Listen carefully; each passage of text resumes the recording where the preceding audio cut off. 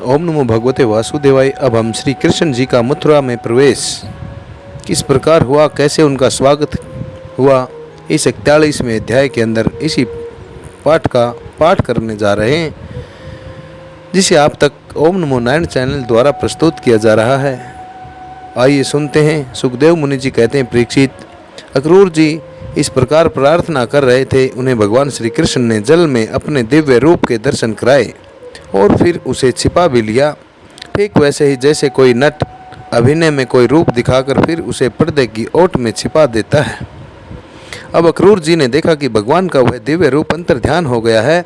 तब वे जल से बाहर निकल आए और फिर जल्दी जल्दी सारे आवश्यक क्रम समाप्त करके रथ पर चले आए।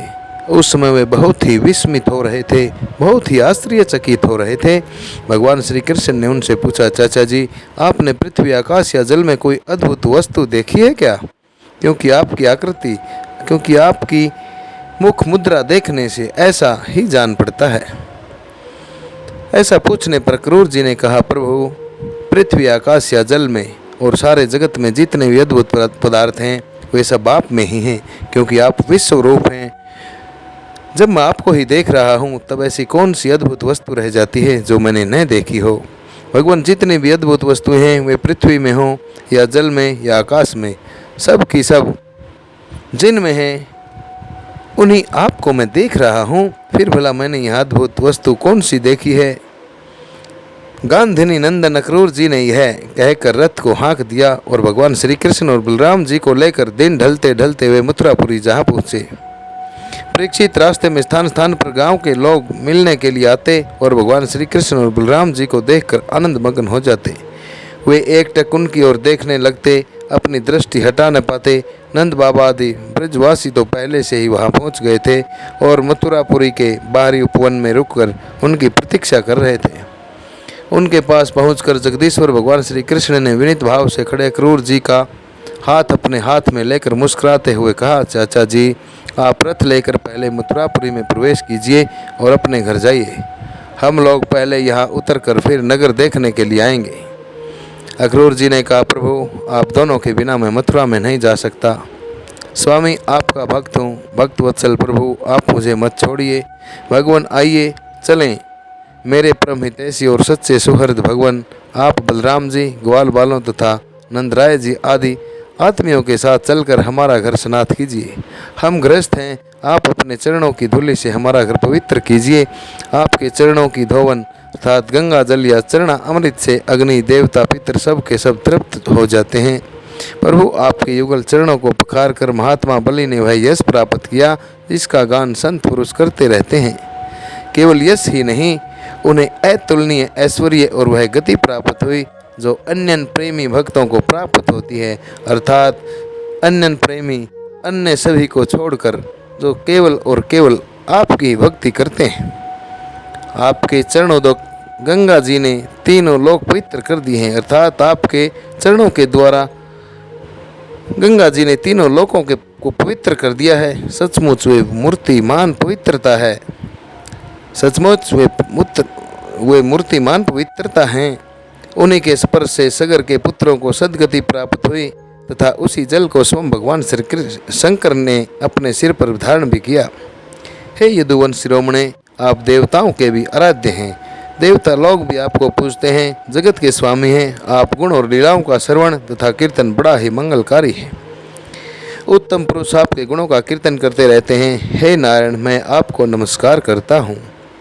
श्री भगवान ने कहा, चाचा जी, मैं दाऊ भैया के साथ आपके घर आऊँगा और पहले इस यदुवंशियों के द्रोही कंस को मारकर तब अपने सभी सुहृदय स्वजनों का प्रिय करूँगा। अर्थात पहले मैं कंस को मारूँगा और उसके बाद मुझे चाहने वाले अपने सभी जनों का अच्छा ही करूँगा। सुखदेव जी आगे कहते हैं, परीक्षित, भगवान के इस प्रकार कहने पर अक्रूर जी ने कुछ अनमने भगवान के ऐसे कहने पर अक्रूर जी कुछ अनमने से हो गए, कुछ उदास से हो गए। उन्होंने पुरी में प्रवेश करके कंस से श्री कृष्ण और बलराम के ले आने का समाचार निवेदन किया और फिर अपने घर को आ गए। दूसरे दिन तीसरे पहर बलराम जी और ग्वाल बालों के साथ भगवान श्री कृष्ण ने मथुरापुरी को देखने के लिए नगर में प्रवेश किया। भगवान ने देखा कि नगर के प्रकोटे में स्फटिक मणि बिल्लोर के बहुत ऊंचे ऊंचे गोपुर अर्थात बड़े बड़े दरवाजे तथा घरों में बड़े बड़े फाटक बने हुए हैं। उनमें सोने के बड़े बड़े किवाड़ लगे हुए हैं, दरवाजे लगे हुए हैं और सोने के ही तोरण अर्थात बाहरी दरवाजे भी बने हुए हैं। नगर के चारों ओर तांबे और पीतल की 4 दीवारियां बनी हुई हैं। खाई के कारण और कहीं से उस नगर में प्रवेश करना बहुत कठिन है। स्थान स्थान पर सुंदर सुंदर बगीचे और रमणीय उपवन, केवल स्त्रियों के उपयोग में आने वाले बगीचे शोभायमान हैं। सोने से सजे हुए चौराहे, धनियों के महल, उन्हीं के साथ के बगीचे, कारीगरों के बैठने के स्थान तथा प्रजा वर्ग के सभा भवन और साधारण लोगों के निवास गृह उस नगर की शोभा बढ़ा रहे हैं। वह दुर्ये, हीरे, स्फटिक, नीलम, मूंगे, मोती और पन्ने आदि से जड़े हुए छज्जे, चबूतरे, झरोखे और फरस आदि जगमगा रहे हैं। उन पर बैठे हुए कबूतर, मोर आदि पक्षी भांति भांति की बोली बोल रहे हैं। सड़क, बाजार, गली और चौराहों पर खूब छिड़काव किया हुआ है पानी का। स्थान स्थान पर फूलों के गजरे, ज्वारे, जौ के अंकुर, खील और चावल भी बिखरे हुए हैं। घरों के दरवाजों पर दही और चंदन आदि से चर्चित जल से भरे हुए कलश रखे हुए हैं और वे फूल, दीपक, नई नई कोंपलें, फल सहित केले और सुपारी के वृक्ष छोटी छोटी झंडियों और रेशमी वस्त्रों से भली भांति सजाए हुए हैं। परीक्षित, वसुदेव नंदन भगवान श्री कृष्ण और बलराम जी ने ग्वाल बालों के साथ राजपथ से मथुरा नगरी में प्रवेश किया। उस समय नगर की नारियां बड़ी उत्सुकता से उन्हें देखने के लिए झटपट अटारियों पर चढ़ गई। किसी किसी ने जल्दी के कारण अपने वस्त्र और गहने उलट पहन लिए।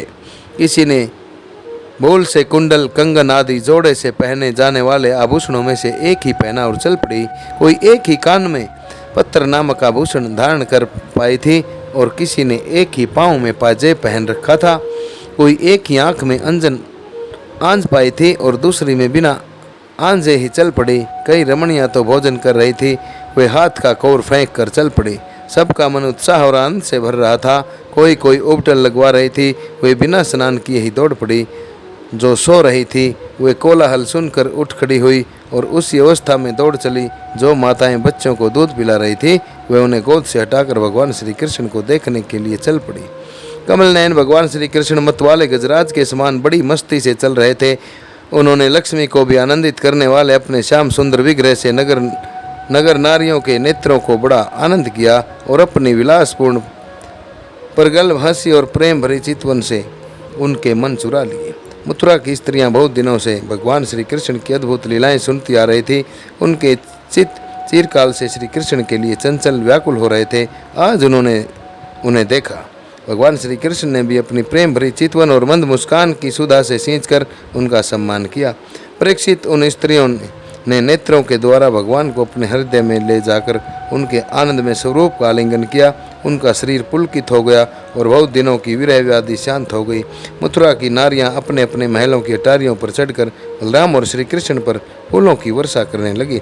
उस समय उन स्त्रियों के मुख कमल प्रेम के आवेग से खिल रहे थे। ब्राह्मण, क्षत्रिय और वैश्यों ने स्थान स्थान पर दही, अक्षत, जल से भरे हुए पात्र, फूलों के हार, चंदन और भेंट की सामग्रियों से आनंद मगन होकर भगवान श्री कृष्ण और बलराम जी की पूजा की।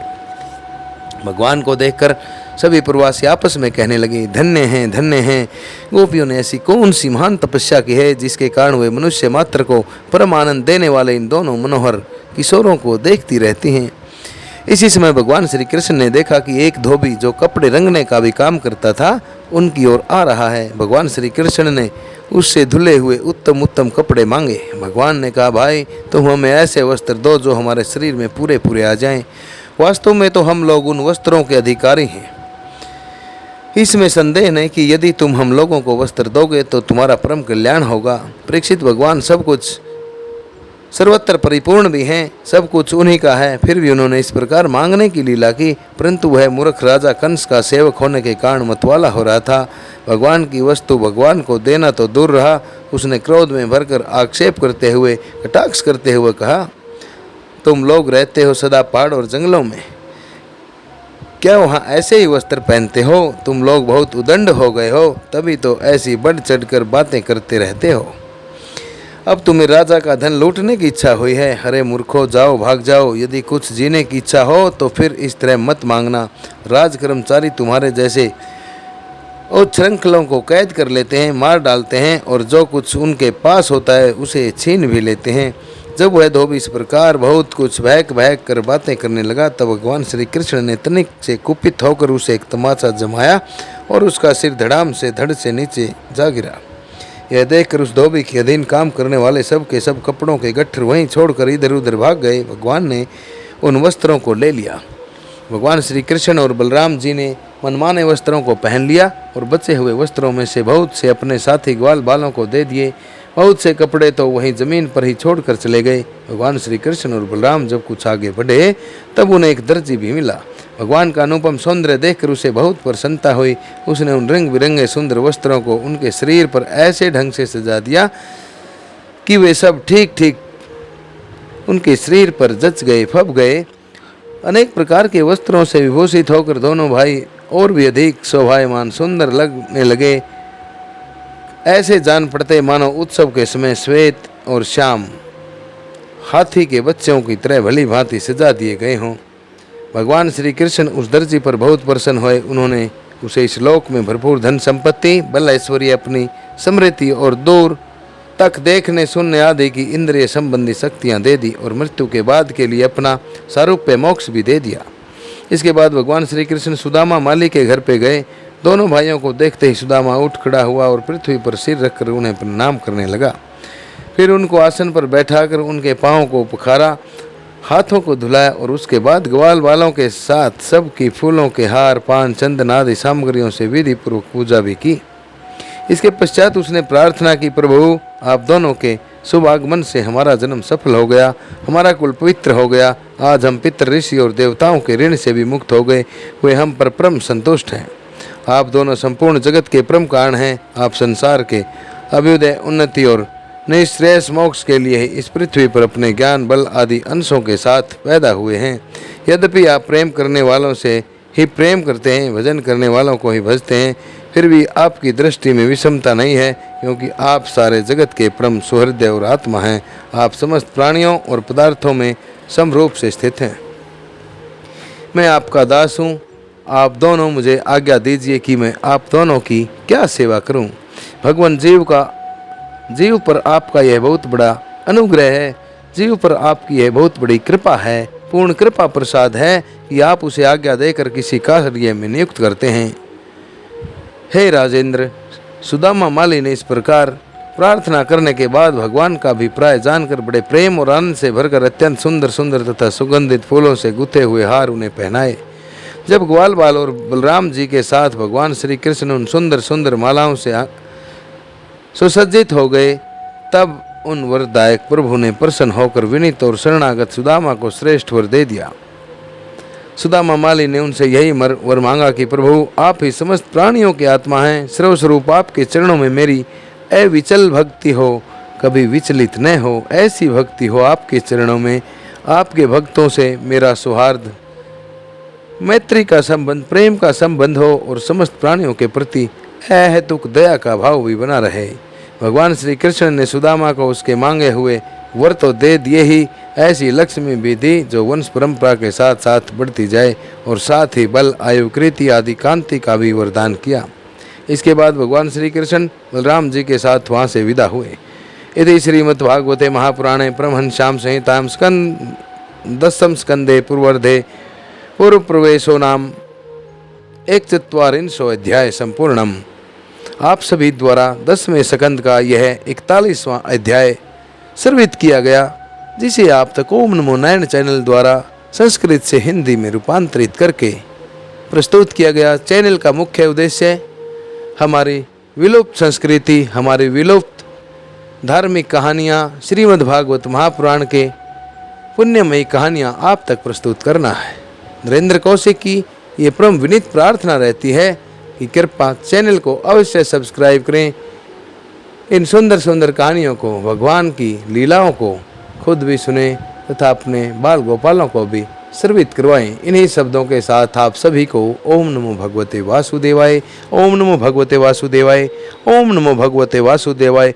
अगले 42वें अध्याय के अंदर हम जानेंगे उपजा कौन थी, उन पर भगवान की कृपा कैसे हुई, धनुष भंग और कंस की गड़बड़ाहट के बारे में, किस प्रकार से कंस गड़बड़ा गए थे, डर गए थे, ये अगले अध्याय में सुनेंगे। इन्हीं शब्दों के साथ सभी को पुनः ओम नमो भगवते वासुदेवाय, ओम नमो भगवते वासुदेवाय।